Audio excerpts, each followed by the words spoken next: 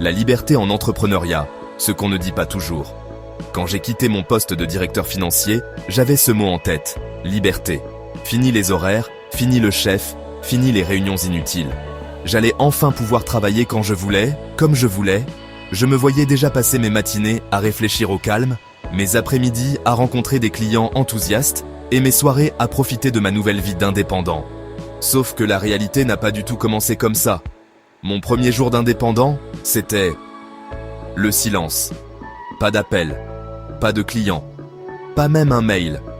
Alors, j'ai pris mon téléphone et j'ai commencé à appeler. Des contacts, des anciens collègues, des amis d'amis.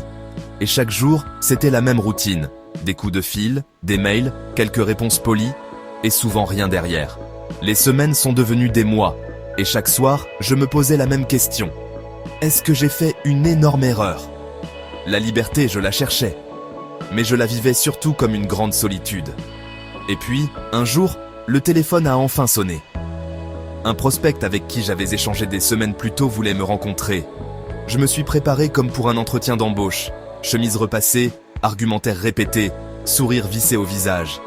La rencontre s'est bien passée, et quelques jours plus tard, j'ai reçu la phrase que tout indépendant attend.